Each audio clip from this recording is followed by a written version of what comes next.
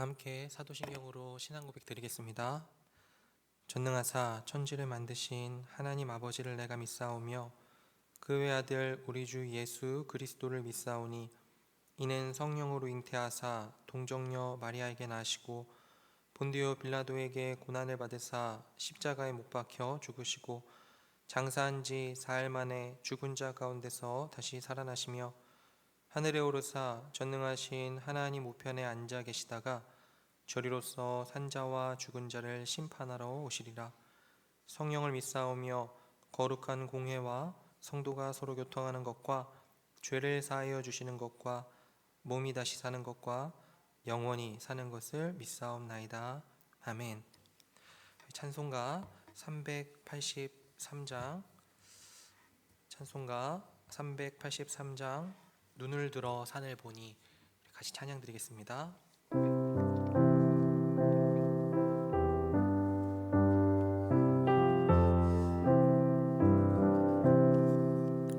눈을 들어 산을 보니 도움 어디서 오나 천지 지은 주 하나님 나를 도와주시네. 나의 말이 실족치 않게 주가 깨어 지키며 택한 백성 항상 지켜 길이 보호하시네. 도우시는 하나님이 내게 그늘 되시니 낮의 해와 밤의 달이 너를 상치 않겠네. 내게 화를 주지 않고 오늘 보호하시며 너의 출입 지금부터 영영 인도하시리. 아멘.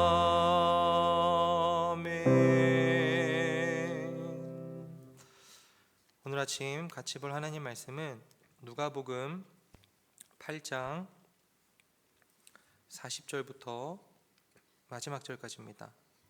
누가복음 8장 40절부터 56절까지 제가 읽도록 하겠습니다. 예수께서 돌아오심에 무리가 환영하니 이는 다 기다렸음이로라. 이에 회당장인 야이로라 하는 사람이 와서 예수의 발 아래에 엎드려 자기 집에 오시기를 간구하니 이는 자기에게 12살 된 외딸이 있어 죽어가미러라. 예수께서 가실 때에 무리가 밀려들더라. 이에 12해를 혈루증으로 앓는 중에 아무에게도 고침을 받지 못하던 여자가 예수의 뒤로 와서 그의 옷가에 손을 대니 혈루증이 즉시 그쳤더라. 예수께서 이르시되 내게 손을 댄 자가 누구냐 하시니 다 아니라 할 때에 베드로가 이르되 주여 무리가 밀려들어 미나이다. 예수께서 이르시되 내게 손을 댄 자가 있도다. 이는 내게서 능력이 나간 줄 알미로다 하신대 여자가 스스로 숨기지 못할 줄 알고 떨며 나와 엎드려 그 손댄 이유와 곧 나은 것을 모든 사람 앞에서 말하니 예수께서 이르시되 딸아 내 믿음이 너를 구원하였으니 평안히 가라 하시더라.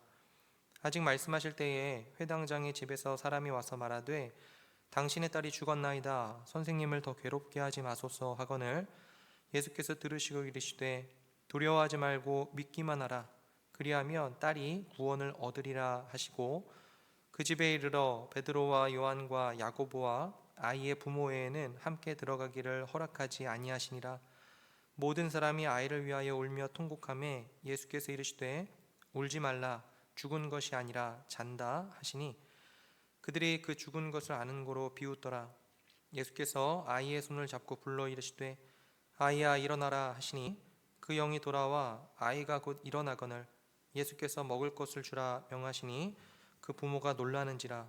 예수께서 경고하사 이 일을 아무에게도 말하지 말라 하시니라. 아멘. 오늘 본문에는 세 명의 주요한 인물이 등장을 합니다. 야이로가 있고요. 또 한 명은 야이로의 딸이고 또 한 명은 혈루증에 걸린 여인입니다. 12년간 하혈을 계속하는 아주 끔찍한 병을 앓고 있는 여성이요. 그러면 오늘 본문 40절부터 같이 보도록 하겠습니다. 40절에서 42절이에요. 예수께서 돌아오심에 무리가 환영하니 이는 다 기다렸음이로라. 이에 회당장인 야이로라 하는 사람이 와서 예수의 발 아래에 엎드려 자기 집에 오시기를 간구하니 이는 자기에게 12살 된 내 딸이 있어 죽어가미로라. 예수께서 가실 때에 무리가 밀려들더라. 당시에 예수님의 인기는 엄청났습니다. 왜냐하면 병든 자를 고치시고 또 귀신을 내쫓고 하니까 얼마나 많은 사람들이 모여들었겠어요. 많은 사람들이 예수님을 기다리고 있는데 그 중에 한 사람, 특별히 야이로란 사람이 예수님을 기다리고 있었습니다. 왜냐하면 이 사람의 딸이 12살인데 이 죽을 병에 걸려서 거의 죽게 되었기 때문에 그렇습니다. 여러분, 이 야이로는요 회당장입니다. 회당장이라는 직책은 그렇게 높은 직책은 아니었어요. 지금도 유대인들을 보시면 회당 중심의 생활을 하죠. 안식일이 되면 회당에 찾아가서 성경 말씀을 누군가가 읽고요. 그리고 읽은 것을 듣고 또 들은 것을 토론하고 또 어떤 때는 설교자가 하는 말씀 강론을 듣습니다. 그러니까 이번 안식일에는 누가 성경을 읽게 할까, 어떤 스피커를 세울까 등등의 일들을 조율하면서 회당도 관리하고요. 그 외에 사무적인 일들도 처리하는 사람이 이 회당장입니다. 그렇기 때문에 이 야이로는요 동네에서 꽤나 알려졌던 인물이었을 겁니다. 그리고 회당에 관련된 일들을 하니까 종교적으로 엘리트고 또 지도층이라고 볼 수도 있을 거예요. 아마 경제적으로도 넉넉했을 겁니다. 그리고 그 당시에 대부분의 종교적인 엘리트 계층이 예수님을 좋아하지 않았던 것과 마찬가지로 야이로 역시 그다지 예수님을 좋아하거나 하진 않았을 거예요. 당시 종교 지도자들은 예수님을 미워했고 또 사이가 좋지 않았으니까요. 그런데 문제는 자기의 딸이 아프다는 겁니다. 자기 딸이 병이 걸려서 죽게 됐어요. 그러면 그 예수라는 사람이 이단이든 아니든 만약 진짜로 병을 고친다면 그게 그렇게 중요한 건 아니겠죠. 그래서 예수님께로 달려갑니다. 가서 제발 내 딸 좀 고쳐주세요. 이렇게 이야기를 하는 거예요. 그래서 예수님이 그를 따라가십니다. 그런데 문제가 있습니다. 지금 아이가 죽어가고 있으니까 빨리 가야 돼요. 빨리 가야 되는데 많은 무리가 예수님을 애워싸고 있는 거예요. 야이로의 입장에선요 지금 급해 죽겠습니다. 가는 속도가 너무 더뎌요. 빨리 가면 좋겠는데 너무 더디게 가니까 막 애가 타고 답답한 거죠. 그리고 그런 상황 속에서 갑자기 또 하나의 일이 일어나게 됩니다. 43절이에요. 이에 12해를 혈루증으로 앓는 중에 아무에게도 고침을 받지 못하던 여자가 예수의 뒤로 와서 그의 옷가에 손을 대니 혈루증이 즉시 그쳤더라. 이 12년 동안 혈루증으로 고통당한 여자가 있습니다. 근데 이 여자가 속으로 생각하는 거죠. 저 예수라는 분이 참 대단한 사람이란 말이에요. 많은 병자를 고친다는 이야기가 당시의 소문으로 퍼졌습니다. 그래서 생각을 하는 거예요. 저 예수라는 분의 옷자락이라도 만지면 내가 낫지 않을까, 그런 생각이 들었습니다. 왜냐하면 12년 동안 이 여인은 엄청난 고통을 당했거든요. 일단 12년 동안 아팠습니다. 그런데 그뿐만이 아니었어요. 레위기의 율법에 따르면 하혈을 하잖아요. 그러면 일주일 동안 성전에 들어가지 못합니다. 일주일 동안 사람들과 격리가 돼요. 그런데 이걸 12년 동안 계속해 왔단 말이죠. 그러니까 사회적으로 사람들과 격리가 되었기 때문에 고독했을 겁니다. 동시에 성전에 들어갈 수 없었기 때문에 이 여인은요 예배를 드릴 수가 없었어요. 예배를 드리면 하나님과의 관계가 유지가 될 수 있었을 텐데 예배를 할 수 없으니 영적으로도 완전히 막힌 거죠. 그러니까 이 여자가 가지고 있는 문제는 꼭 몸의 질병뿐만이 아니고 사회적으로는 격리되었고 영적으로는 하나님과 단절된 그런 상태였던 겁니다. 그런 상황 속에서 이 여인은 미신적인 믿음을 사용하려고 합니다. 그러니까 옷자락을 만지면 좀 낫지 않을까? 이런 생각이 드는 거죠. 여러분들 이건 당시에 퍼져 있었던 미신들 중에 하나였다고 합니다. 예를 들어서 알렉산더 대제가 살았던 시대의 그 고대 근동에서는 알렉산더 대제의 옷자락에 손만 대도 병이 낫고 기적이 일어난다라고 하는 이야기가 돌았대요. 알렉산더는 스스로를 신성화했었으니까요. 그런 것과 마찬가지인 거죠. 그러니까 이 여자는 어느 정도 미신적인 믿음을 가지고 있었던 겁니다. 그런 미신적인 믿음을 가지고 손을 대는 거예요. 그런데 나았습니다. 나은 걸 본인이 깨달은 거죠. 그러면 그 여자는 나았고 이제 예수님은 빨리 가시면 되는 거잖아요. 그런데 예수님이 갑자기 멈춰 서십니다. 그러면서 물어보세요. 45절이요. 예수께서 이르시되 내게 손을 댄 자가 누구냐 하시니 다 아니라 할 때에 베드로가 이르되 주여 우리가 밀려들어 미나이다. 예수께서 이르시되 내게 손을 댄 자가 있도다. 이는 내게서 능력이 나간 줄 알미로다 하신대. 그러자 그때 혈루증을 앓던 이 여자가 다시 나옵니다. 47절입니다. 여자가 스스로 숨기지 못할 줄 알고 떨며 나와 엎드려 그 손댄 이유와 곧 나은 것을 모든 사람 앞에서 말하니. 예, 이 여인이 나와가지고 제가 그랬습니다 라고 이야기를 한 거예요. 그러자 예수님께서는 그 여자에게 이렇게 말씀하십니다. 48절이요. 예수께서 이르시되 딸아 내 믿음이 너를 구원하였으니 평안히 가라 하시더라. 자, 여기까지 아름다운 이야기입니다. 아름다운 건 알겠어요. 하지만 이 모든 과정을 지켜보는 야이로 있잖아요. 이 야이로는 무슨 생각이 들었을까요? 미치고 팔짝 뛸 노릇입니다.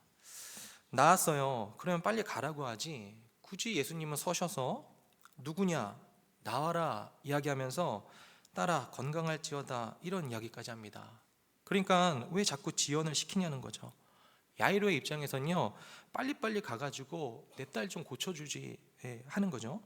그런 상황에서 모든 것들이 지나가는 과정 중에 이 야이로의 딸은 죽어버렸습니다. 49절이에요. 아직 말씀하실 때에 회당장의 집에서 사람이 와서 말하되 당신의 딸이 죽었나이다. 선생님을 더 괴롭게 하지 마소서 하거늘. 지체하고 있는 중에 딸이 죽었습니다. 사랑하는 여러분, 우리들의 삶에도 그럴 때가 있죠. 지금 하나님께 뭔가를 구하고 있는 것들이 있습니다. 하나님께서 내 삶에 들어주길 바라는 것들이 있어요. 그래서 구합니다. 그런데 안 들어주세요. 그러면 어떤 생각을 하게 되죠? 나는 점점 약해지는데, 나의 상황은 점점 더 안 좋아지고 있는데, 이제 나는 시간이 없는데 왜 하나님은 안 들어주시는 거지? 라고 하는 생각이 드는 거죠. 이런 상황 속에서 우리들은 어떻게 해야 될까요? 일단 여기까지만 보고 적용을 할 텐데 두 가지 같이 생각해 보면서 나머지 구절들을 살펴보고 함께 기도하면 좋겠습니다. 첫 번째로는요, 하나님께서 모든 것을 지체시키는 것 같을 때 우리들은 예수님의 능력을 기억해야 합니다. 예수님은요 강한 분이세요. 50절 보시면 야이로의 딸이 죽자 예수님은 야이로에게 이렇게 말씀하십니다. 예수께서 들으시고 이르시되 두려워하지 말고 믿기만 하라. 그리하면 딸이 구원을 얻으리라 하시고. 여러분들, 이 두려워하지 말고 믿기만 하라 이 부분만 떼어놓고 보면요, 이건 꽤나 위로가 되는 말씀입니다.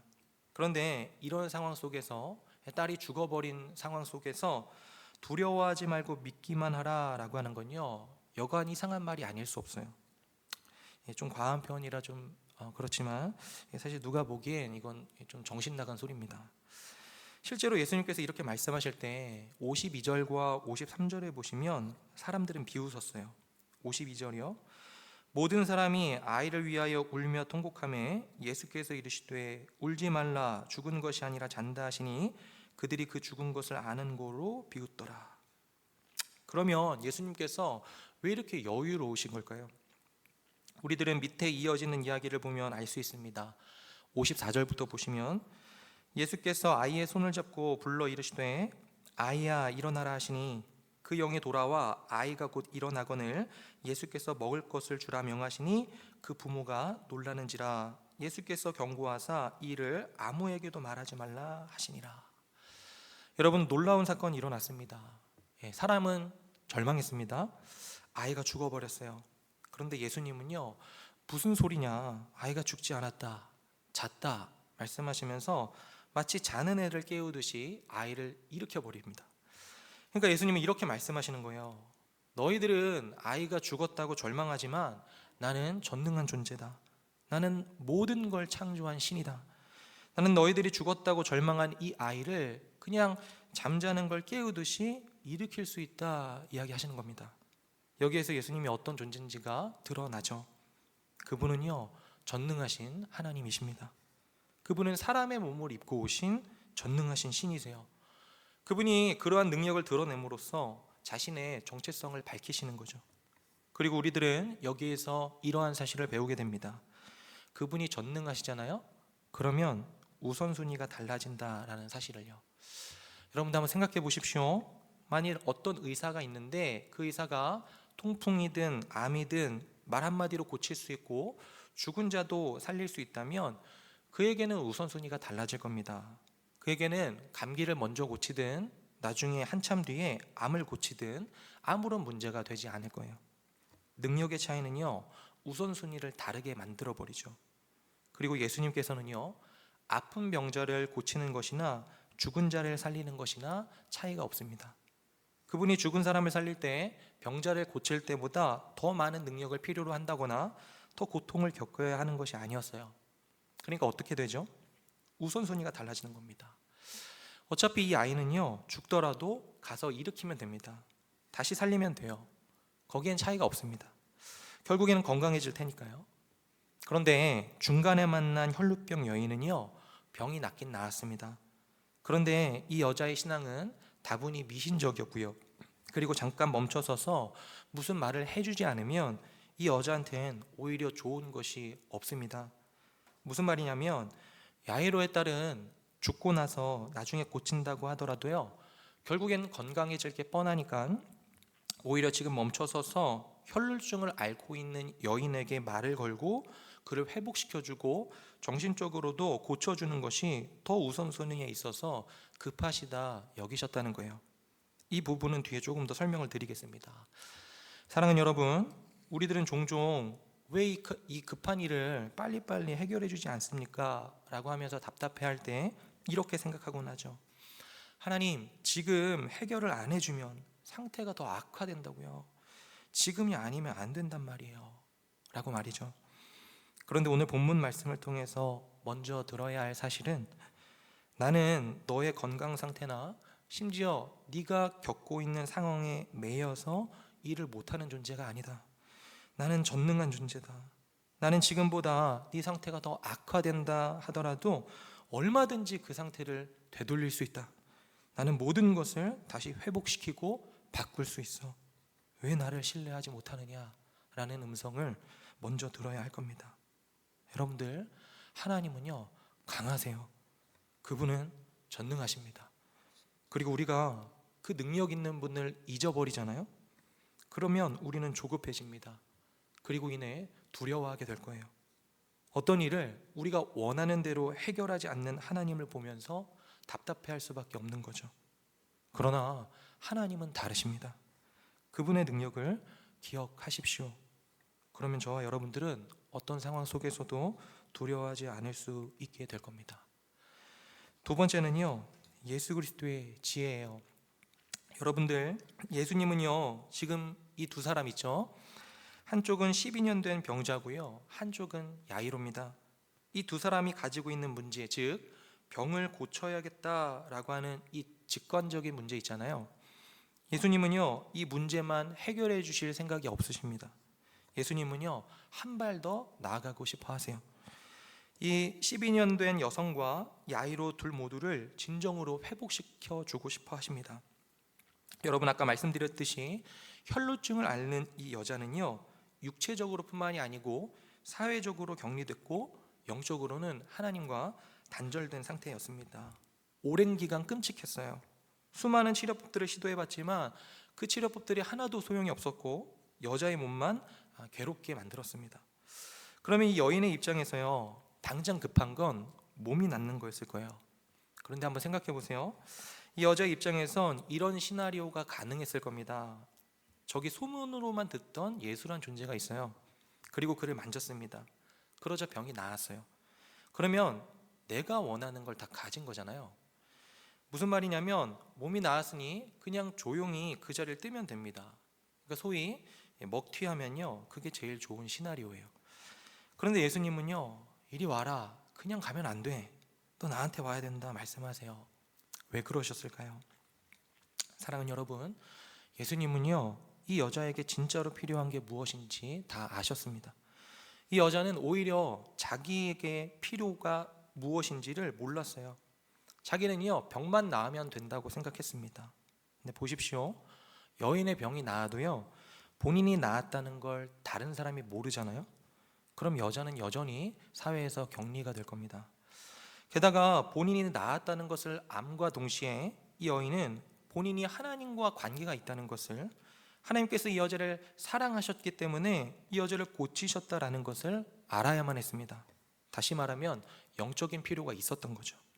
그러니 지금 이 상황에서 여자를 불러서 세우시는 거예요. 그리고 이 여자로 하여금 47절에 자기가 나았다는 것을 여러 사람들 앞에서 고백하게끔 하십니다. 그러면 어떻게 되죠?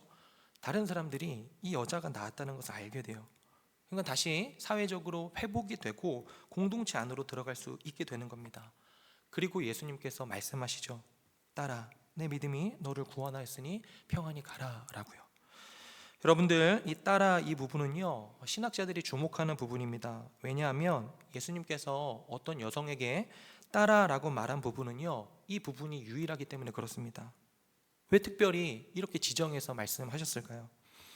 예수님께서는 지금 이 여자가 고침받은 것이 하나님의 능력 때문에 고침받았다는 것을 강조함과 동시에 단순히 병만 낫게 해주는 것이 아니고 하나님께서 딸로 입양하셨다는 것, 가족으로 받으셨다라는 것을 확신시켜 주고 싶으셨던 겁니다.